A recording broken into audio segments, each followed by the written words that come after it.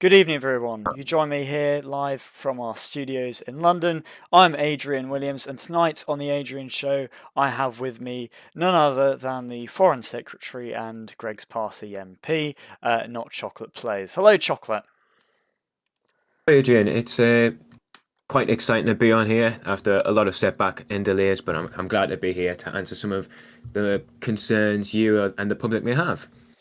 Yes, absolutely. We've been trying to put this together for quite some time now, so it's great to have you finally on the show and to Yeah. sort of interview as such as the first government representative we've had on as well. Well, there's been quite a lot of developments, so in some ways it's quite good that it did get postponed. We've got a lot to talk about here. So starting off then, I think the elephant in the room is the general election. Now, obviously, lots of Yep. parties have been gearing up for this. I myself am the chairman of the Four-Star Party, for any viewers unaware. So it's definitely all go at the moment for all of the parties. How is the Greg's Party sort of responding to the election so far? What's the idea for the campaign? Well, without going into too much details, because we want to release it all with our manifesto, but we've got a lot of issues going on. We've got the situation in Northern Ireland, which we've been highlighting with our most recent post in the Greg's Party channel. We also have a lot of other stuff that we want to promote, and without going too much into the policies that we're going to propose, you know, we want to, stand out a bit more. Obviously, we are related to a bakery chain, so so we want to stand out a bit more than what that bakery chain, people see us as a bakery chain. We want to stand out a bit more than that.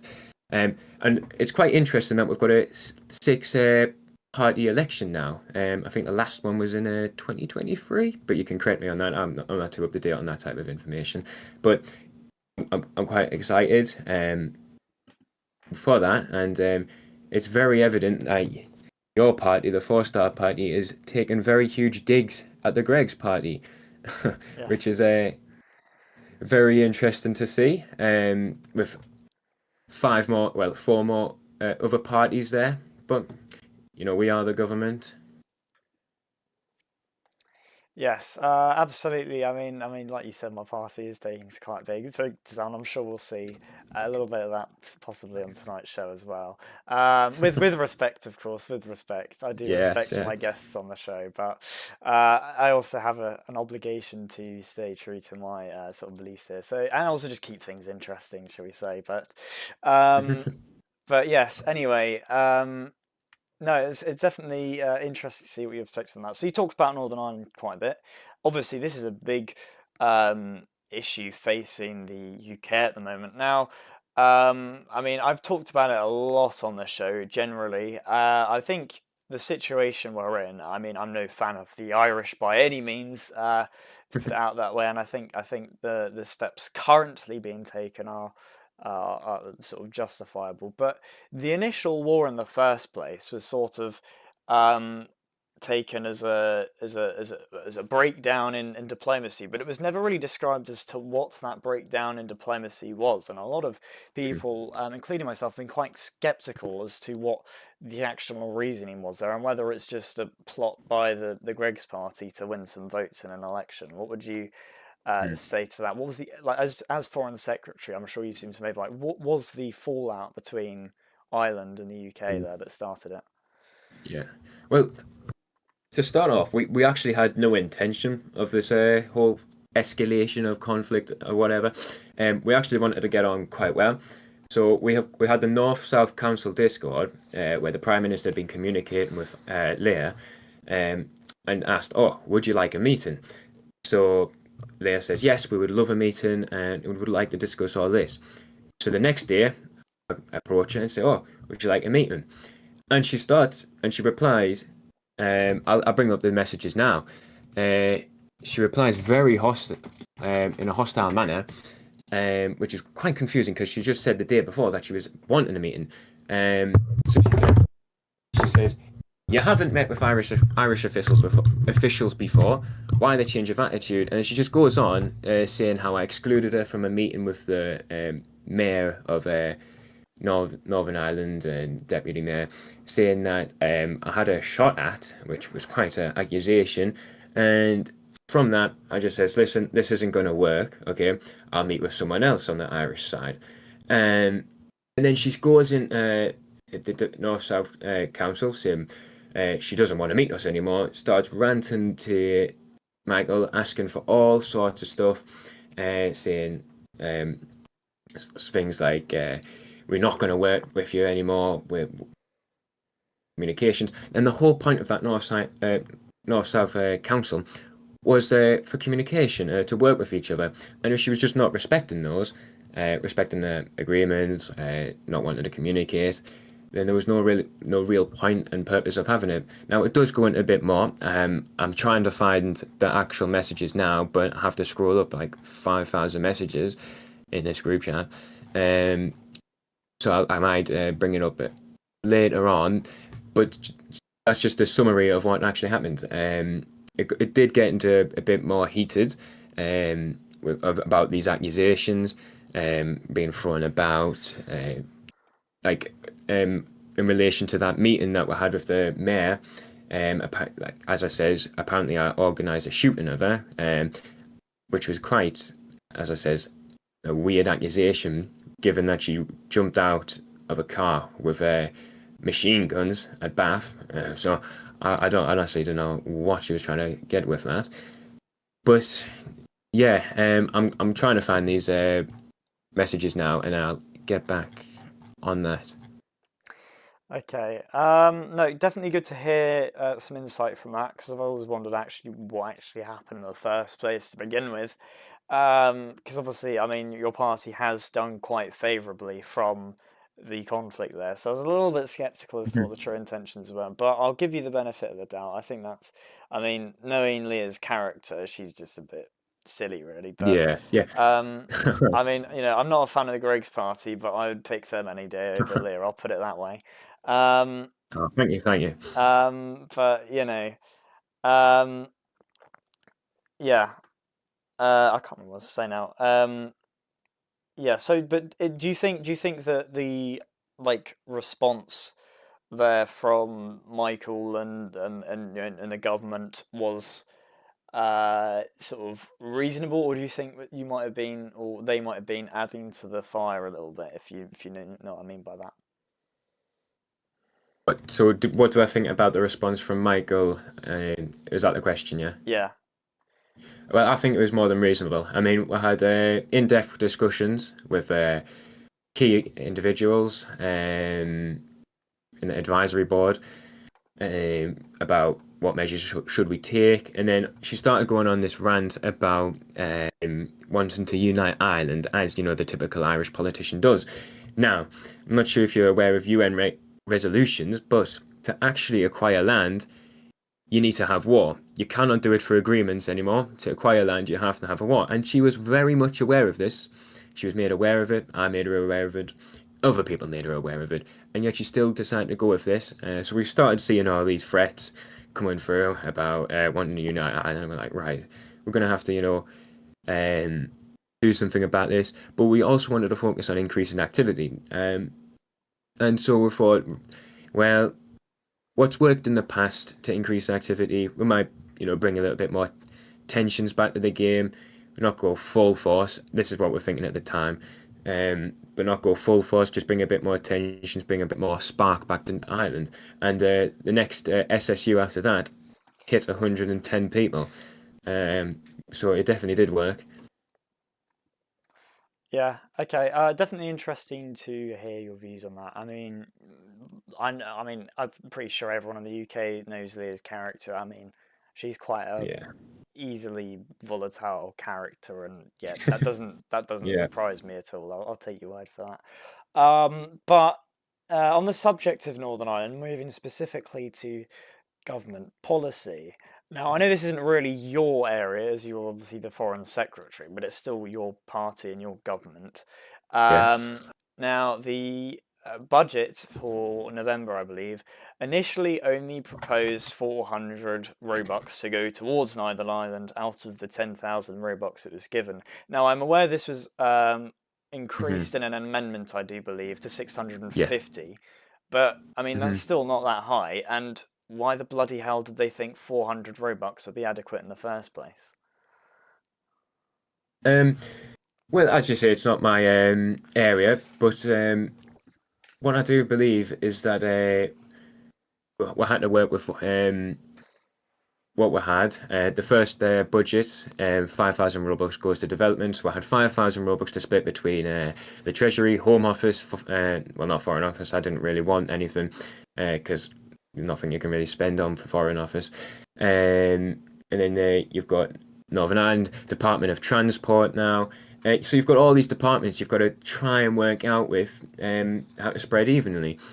Um, and based on the activity and what ideas we can propose and use those Robux for. So the original 400 Robux was mainly to increase the PSNI activity, increase BAF activity within the region, because most of our policies were legislative, and we wanted to, do some more amendments to the gun rules and regulations around that, because as you know, in Northern Ireland you can have a pistol, a low caliber weapon, without being arrested. So we wanted to do some more legislation, and then with all of this tension, we saw it fit to increase it.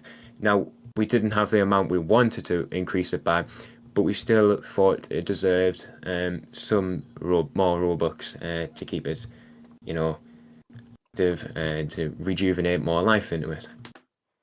Right. I mean, yeah, I guess so. But I mean, but within that as well, what about trying to implement more in-game businesses? I mean, surely you could have spent Hmm. some Robux on that. Yeah, I mean, at the moment we are struggling for an actual permanent developer. At the moment, we do have a developer. I forgot his name. However, he is really good at what he does, but like he's quite busy in real life with other stuff. So whereas in Westbridge we have Poison, who's the designated Westbridge developer. It's a bit different in Northern Ireland. We used to have David Rothschild, who used to script and code for Northern Ireland, um, but he doesn't do that anymore.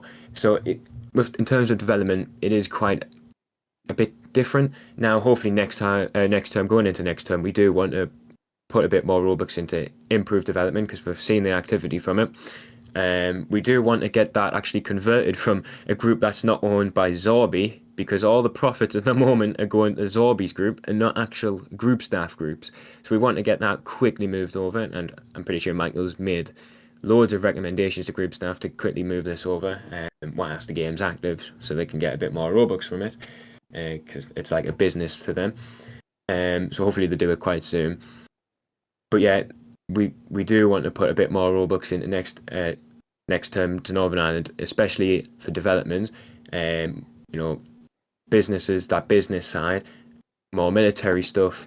Paramilitaries have been discussed, bringing them back and putting some Robux into the development of paramilitary groups. Who's going to lead them?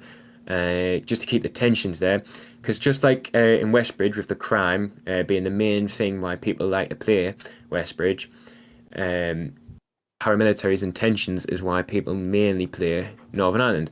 So if we keep it going for the paramilitaries and the development of paramilitary tensions, then hopefully we can keep Northern Ireland active in the long run.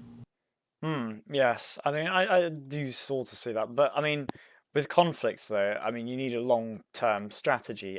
It's very Yeah. active short term as it is at the moment. We can see that. I think anyone that thinks Northern Ireland is inactive right now is blind. I mean, 90 players were on earlier today. I mean, Yeah. but still, I mean, from my experience, I mean, it's lasted longer than I thought it would, if I'm entirely honest. But Hmm. it doesn't last indefinitely, and you do need some sort of long-term plan there. I mean, I know you said Yeah. development somewhat unavailable, but I mean, at the same time, there also does seem to be a lot of development Yeah. activity going on as well. Yeah, I do. I think I'm also aware that group staff don't really want developer funds in Northern Ireland, so that actually has impacted what businesses we can implement. So the developer, I'm pretty sure in Northern Ireland is unpaid, so he just works off a basis of when he wants to work. And I think with that activity at the moment, he's been given a bit more motivation to do some development. But once that activity starts to die down, you know, Northern Ireland could suffer. Now, obviously, we don't want that, and we've been trying to, keep this activity going. New tensions going on all the time. It's slowly been and gradually being a bit more erratic and a bit more tension, and a bit more fiery, and that's what's kept this going on for the long run. And that, as I say, bringing in paramilitaries, it's been discussed with group staff, and I think they've given the go ahead for the paramilitaries, um, for both sides. And additionally, we're also bringing back the fire brigade in Northern Ireland, which is hopefully going to create some more role play. We're just looking for a person to head it, and once we find a competent person who can organise all of that, it should bring some more role play. Especially with tensions going on, firebomb goes off, you've got now fire brigade to go and deal with it. Yeah, I mean, I didn't know about the fire brigade thing. That is very interesting to hear, and I think that is overall a pretty solid idea there. But I mean, going back to like the developer being unpaid. I mean, could you not just put more money into Northern Ireland and then use that money to pay the developer to implement in-game business? Yeah, I mean, yeah, that's the thing. Group staff don't really want to spend developer funds on Northern Ireland, um, or funds at all. I'm being told at the moment. So it's quite a predicament that it puts the government in. So it'll require a lot of work with group staff to try and convince them to, put some funds in development in Northern Ireland. But hopefully with the activity that they see, um, from like these events, these SSUs, it might convince them like to actually put some Robux in here, because here you're going to earn a bit more profit now, especially if they bring the group to the actual group owned by group staff, not Zorby. But yeah, the fire service was actually an idea proposed by Greg's. So, and it's been given the go ahead. As I said, we're just looking for someone to head it, and then hopefully continuing it in the next term. If we elected, we can organise that, and it should be good to go. Yeah, I mean, but another point there as well is like, I mean, it's a government budget. I know it'd be silly to ask the group staff to use their own Robux to do that, but surely Mhm. within your budget you are given, it is the government's discretion to do what it wants to do with said budget. I mean, you could even stick it under the Northern Ireland Fund and not necessarily take away from the overall development fund that would go towards general development anyway. Yeah, well, I mean, the 5,000 Robux for normal development is literally just going to poison, and that we can't change it. We can't choose what happens to it. That goes to poison, no matter what. Um, it's like a contract thing with him. So and it's like with group staff, it's a bit pushy with Northern Ireland development. So while we've asked for it, they sometimes say no, and that's why I say with the current activity in Northern Ireland, um, hopefully they change their minds. Hopefully they see that the benefit of actually developing this game, that it can bring them money. Because at the end of the day, it's a business for them. They don't want to invest in this area at the moment for some reason. Hopefully, when they see, all right, it's actually popping off, we'll invest. Um, so yeah, that's all I really have to say about that. Unless you have any more questions. Right, Sorry. okay, so just to confirm then, because just out of my own interest, so the 5,000 Robux that goes to development, Mhm. well, firstly, I'm assuming that's like non-negotiable, like that's sort of Yeah, mandated. that's Right, non-negotiable. okay, That's specifically for Poison and Westbridge. right. And within that, do you have any input as to what that goes towards? So yeah, the government can actually suggest things to this to Poison the developer.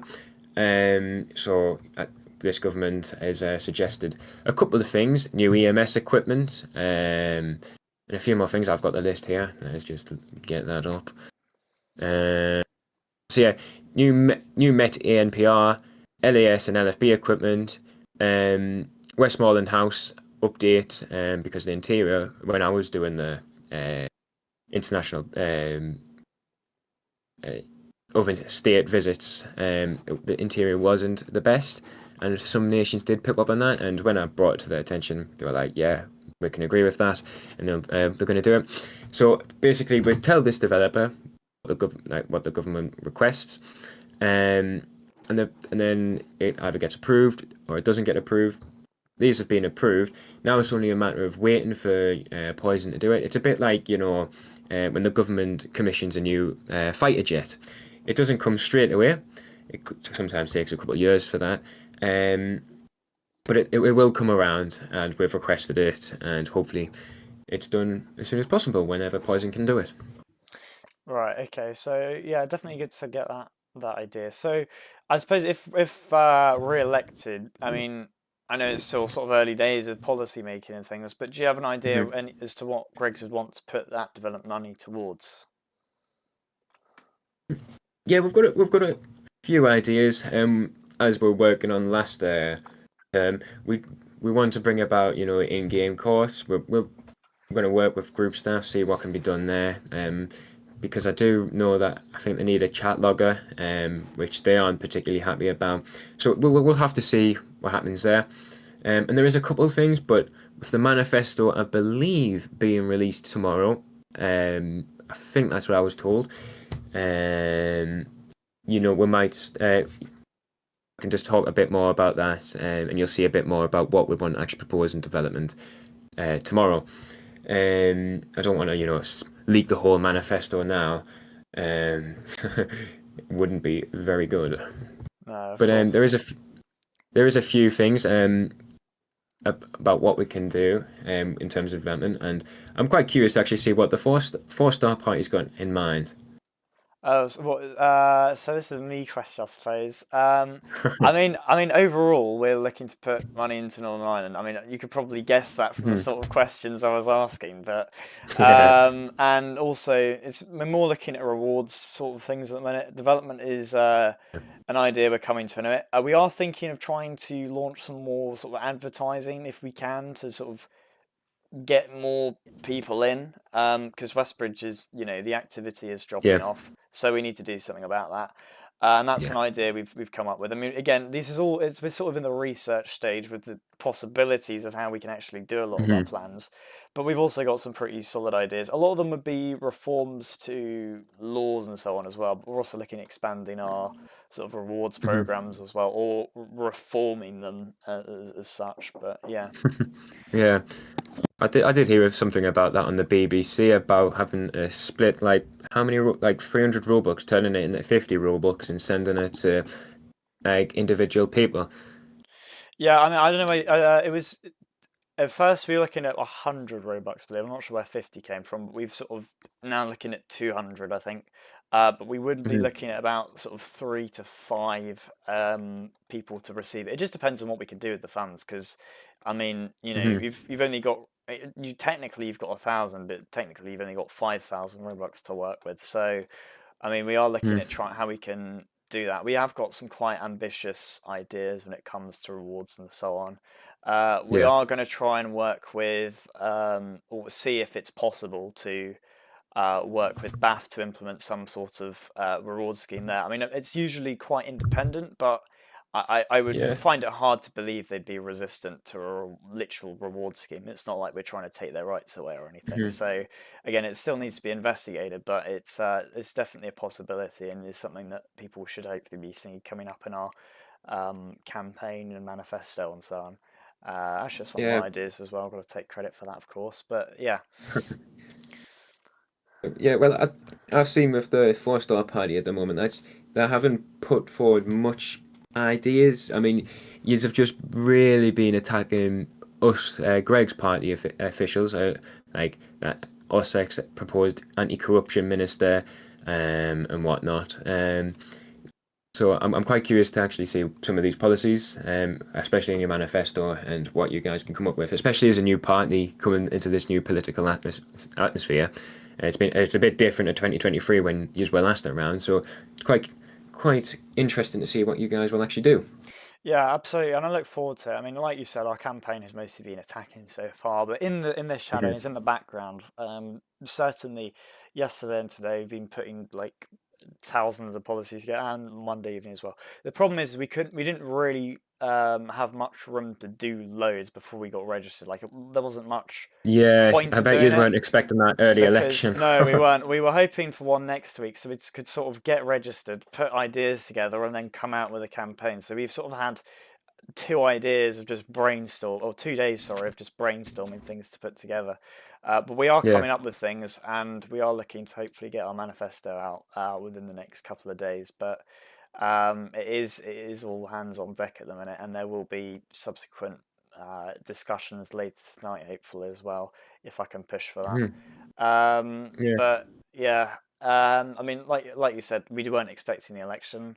There was no point putting stuff together before we were registered, because if we weren't registered, then we've just wasted all of our Yeah. time putting proposals together. But Yeah, definitely, as a definitely. moment, just so we're seeing, because if we didn't say anything, then we'd be quiet. So we need to be loud. We need to criticise the government. And whilst I'm on the Yeah. subject of I mean, criticising the government, that's time to begin criticising the government. So I yeah, mean, I mean, you mentioned our critique of your of corruption within the Greg's party. I'm not going to specifically say you, because I don't really have yeah. Well, much on you've you you've specifically. been really attacking the Rothschilds at the It moment, is the from what I can Rothschilds. see. Is the Yeah. Rothschilds mostly? I mean, However, I do have a bone to pick with you about them because you've been saying the Rothschilds are corrupt. Yet it's just been released now that the Chancellor, who is a Rothschild, has recognised your own business and quite congratulated you and awarded you with 300 Robux. I So did not. Oh wait, is this the? Where's this? Has he? Oh yeah, he just has. I've not seen that. Well, that's a big thank you to him, and whoever yes. nominated as well. But So we've that's got Callum from Published Media, who's a social democrat, 300 Robux. You, WilliamsTV, 300 Robux. Tommy, 300 Robux. And Ankral for 300 Robux. And there's a couple more there as well. And as we've been seeing in these HM Treasury expenditures, Dean's Inn's won quite a lot, and he's certainly not a Rothschild. So it's quite interesting, especially when your party leader Davis was saying, "Oh, 5,000 Robux has been missing." Well, and then accusing Michael of being taking these Robux, which is absolutely ludicrous because, well, the Treasury's released all these expenditure notices and told you these are where the Robux is going, right? Dean's in, other media companies, and we've honestly seen a huge growth in this. We've seen 15 or more businesses registered. We've seen a huge increase in TFL on, like, in events. The International Expo, they were huge there. And this huge increase in business activity. Now everyone's criticised the Treasury, but nobody actually takes into account. Oh well, media's improved. Well, I say improved. We've still got scripted Zach's judicial spectre there, yes, but absolutely.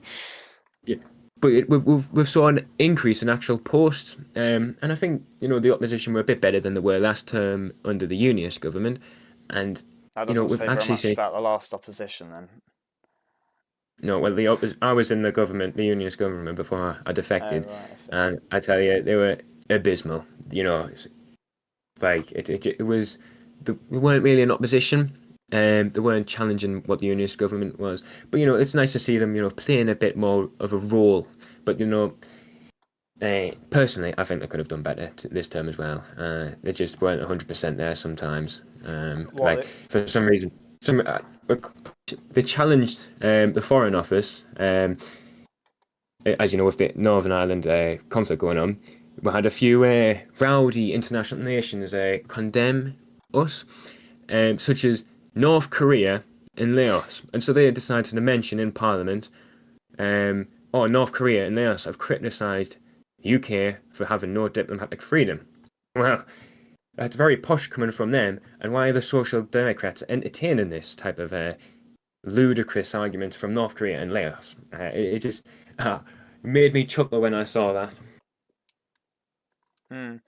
Yeah, I mean, look, I think the opposition has been pretty quiet, if I'm all honest, this term. It was Yeah. quite loud at the start, but it's been very quiet. And that is why I Mm. sort of joined Four Star to begin with, because there hasn't been much real opposition.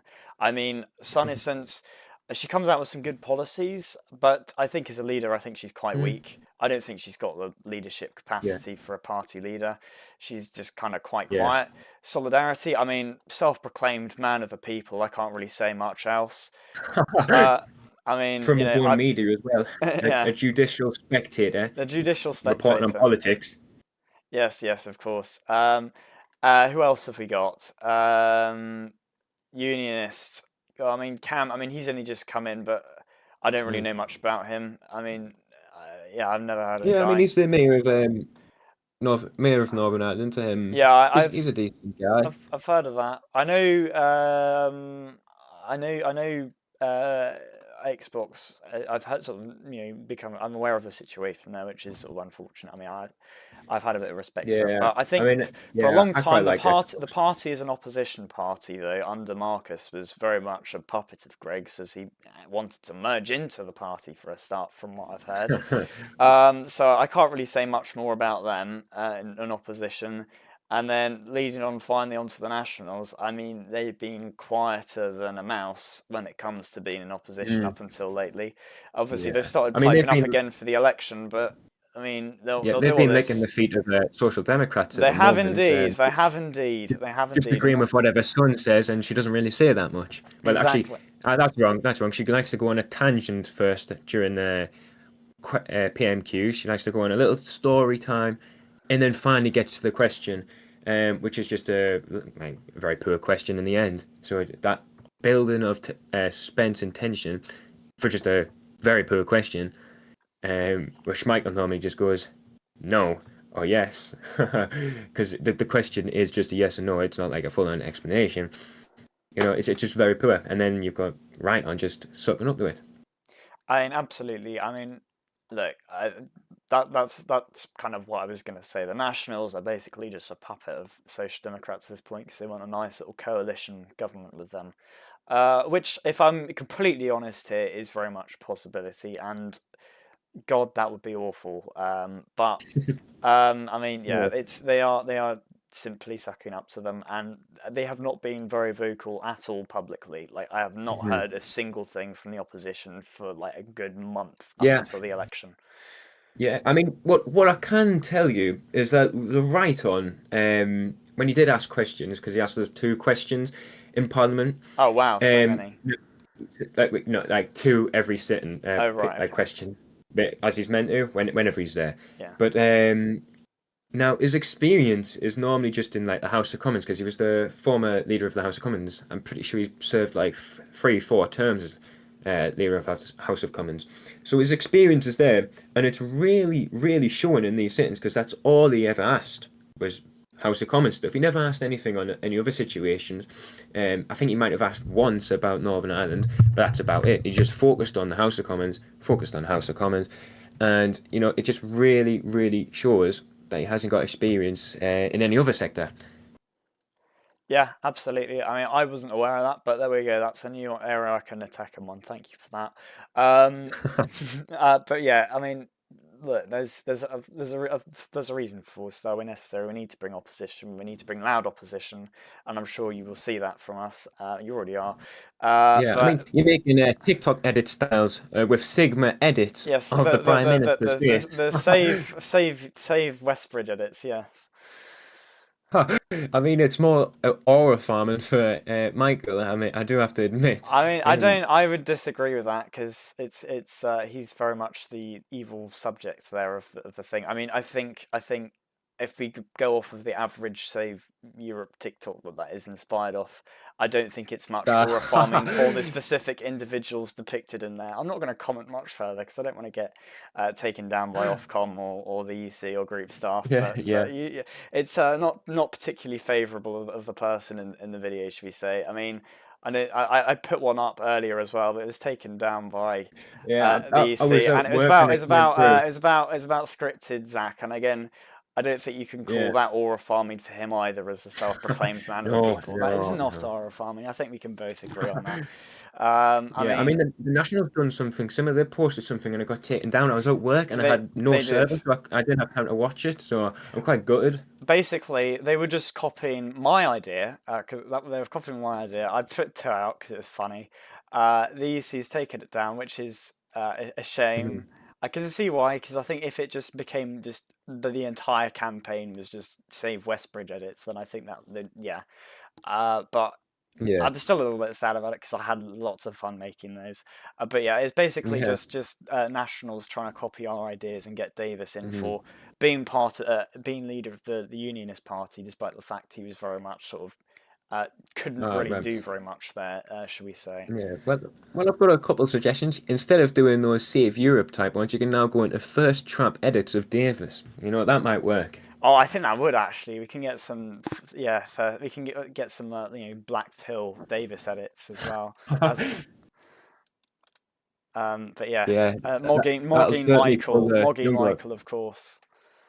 That's almost impossible. That's his idea. I That's don't know. ours. I'm pretty sure Michael on the toilet is not the most appealing image to a lot of ladies, but oh well. I information from Dean in political discussion. We've got a little bit longer on this interview because he says election cash will happen once Adrian Show is over. Don't want to interrupt it. So there's a bit of respect. Oh, big Very ups to nice to Dean see. for that. Big ups to Dean. I mean, yeah, big ups to Dean for that. But yeah, anyway, I do have to go shortly for dinner, so I will try and get to the criticising the government part I was trying to. So yeah, I mean, let's talk about Rothschilds. We're going too early. I mean, you said about the robot, the 5,000 robot going toward well, here it is. Well, technically, no. This is the you know Treasury's expenditure, which is its own part of the budget. That is not the 5,000 Robux pledged towards development. Now, I'm aware that it's probably Mhm. I'm of the opinion it's probably not um, entirely gone into Michael's pockets, but I think there is no reason Not entirely. why we can't investigate it as to why have a investigation that the people can observe into it. And Mhm. if proven innocent, then I mean, fair enough. But again, Yeah, I mean, you say proven innocent. I This is the mean, Treasury the expenditure. four-star party, the four-star party. I'm pretty sure Davis was saying he wants to take governmental control over the MOJ by appointing like the own like leader of the courts or whatever it is. I completely forgot. But like, I'm pretty sure in the BBC meeting he wanted to completely scrap what it is now, and just appoint from the government. And so if that's the case, then I'm very concerned about if Michael's going to be charged even though he's not guilty. I mean, it would be a fair trial if anything, but I mean, there's other cases of corruption as well. I mean, we can talk about the case with the Attorney General along several months ago, or sorry, about a month ago, where he was removed from that position. I'm aware that was his responsibility for the case and dropping the charges of that individual due to personal bias is the fault there, but. I think the government response was delayed until it had already been all over the media and everything, and it is the prime Mhm. minister's responsibility to ensure that high Yeah. standards there of the judiciary are upheld. Yeah, well, I mean, the director of public prosecutions did resign after it, so He did, it's but completely. only after it had been all over the news and everything.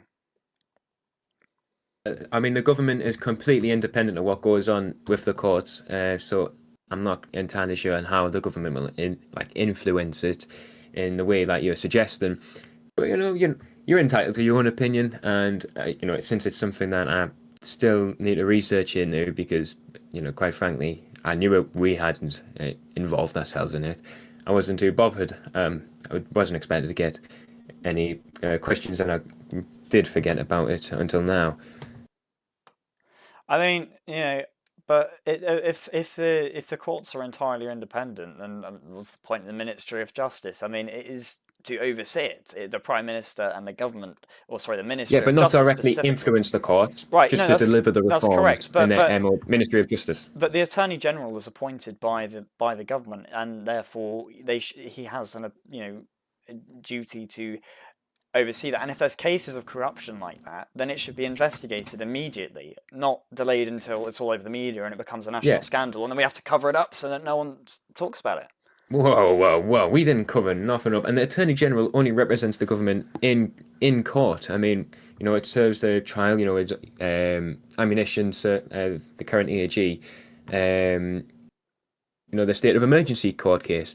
He represented us there. He doesn't, fully influence the court. It only represents the government in the court.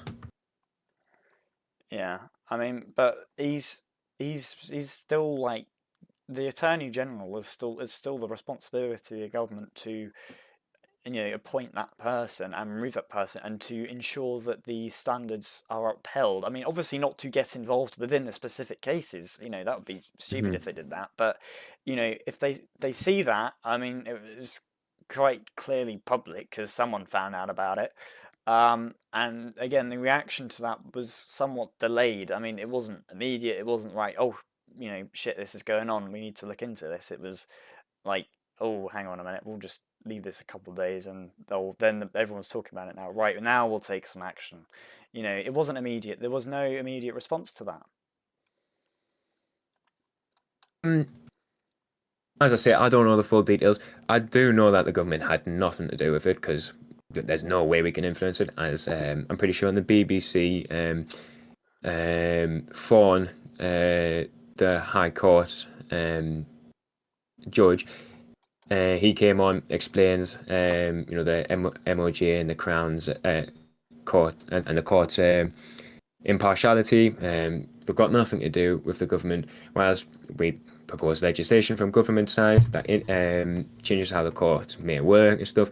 The judges are very good, they're very impartial, and I trust them with what they do.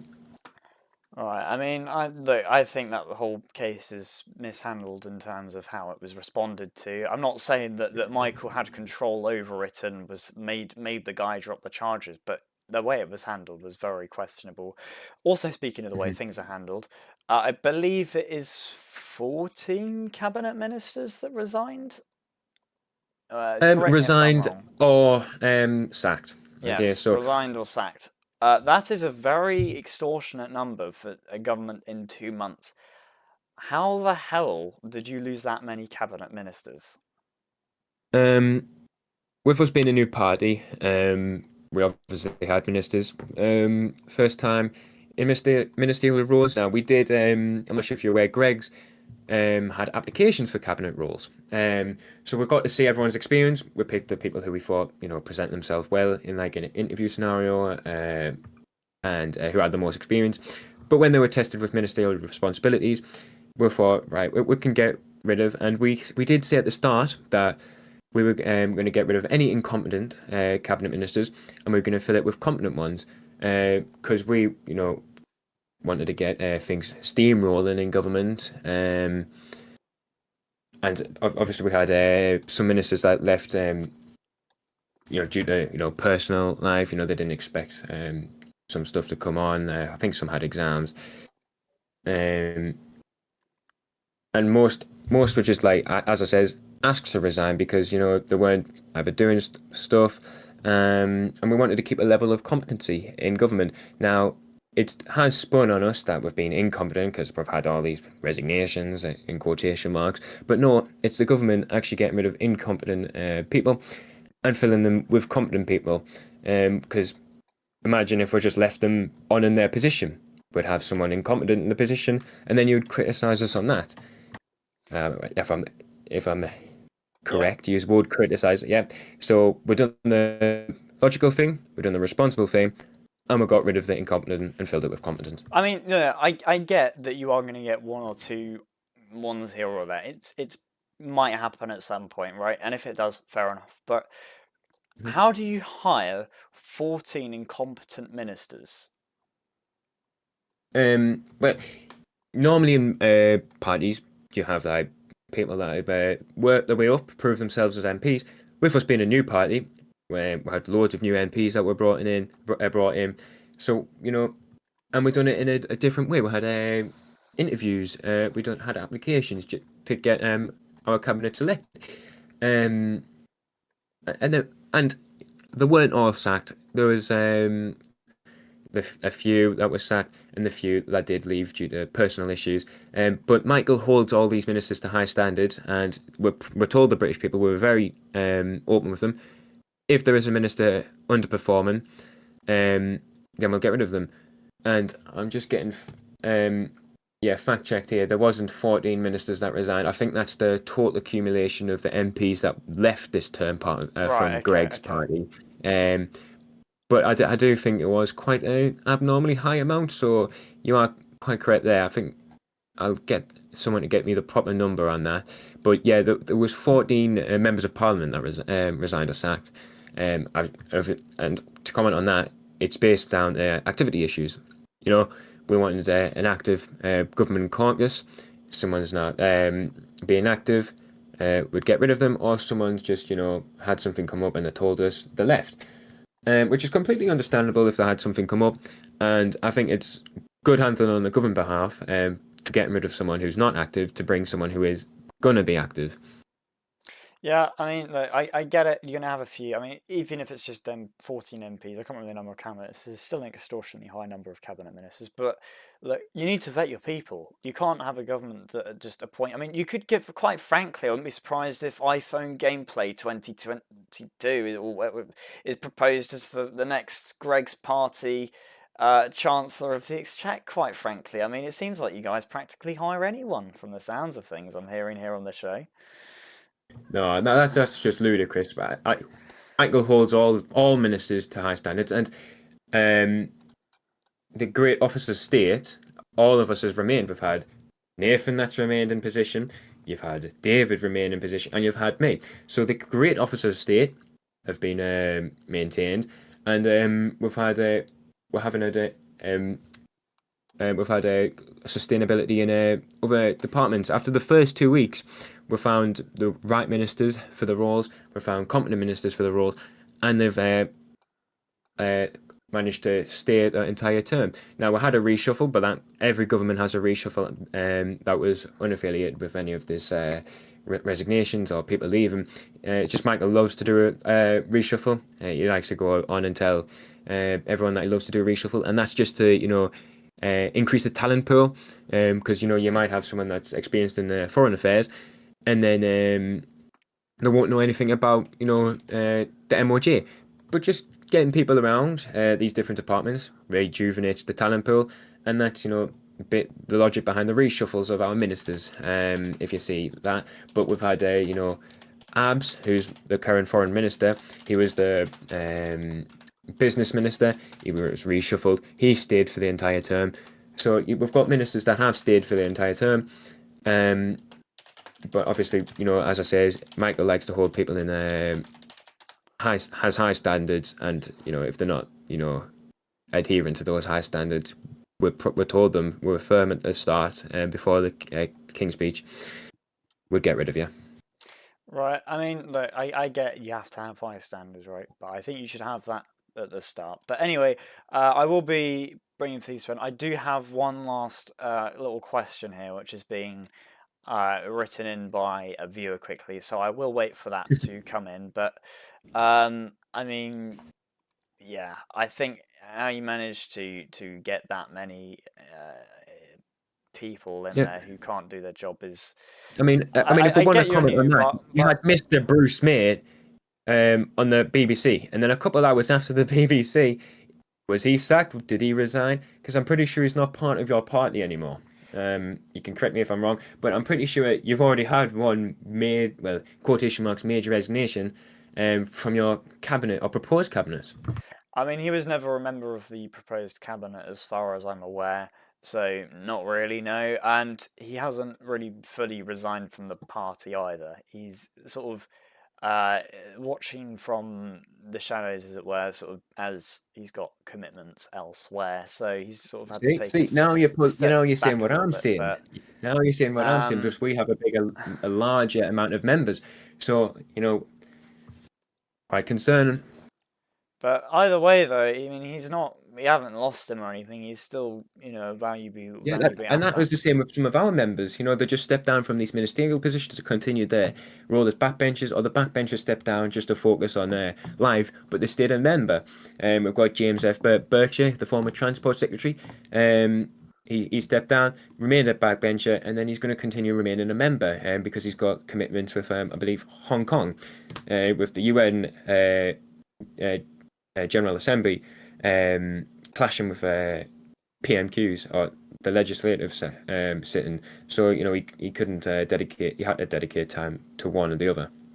Right, okay. Well, I am going to have to end it here because I do have to go for dinner. And I'm aware there is election cast scheduled and I don't want to put it off indefinitely. So, but I will say, look, I mean, I get you have problems with it. I mean, I don't really think our case there is really comparable to some of the resignations, specifically regarding to incompetence. I get the ones where people don't have as much time, maybe, but I mean, that's still a very high number of resignations, I will say. But anyway, with that, though, I will bring things to a close. So it's been great to have you on the show, despite Nice. maybe political differences there. But, overall, it's been good to have you on the show and understand the sort of Yeah, things from it's your been really, perspective. really entertaining, though. And it's been entertaining. Good to have a little bit of debate on. That's what I Yeah, like seeing on broadcast. So thank you very much for your time and for coming on to nice. the show tonight. With that, thank you all to everyone for watching. We've had great viewership tonight, so thank you all for watching. Very much means a lot of support. And with that, yeah, thank you all for watching. Stay tuned for future broadcasts here on the Adrian Show. And with that, have a lovely, wonderful evening. Goodbye, everyone. It's been Adrian here from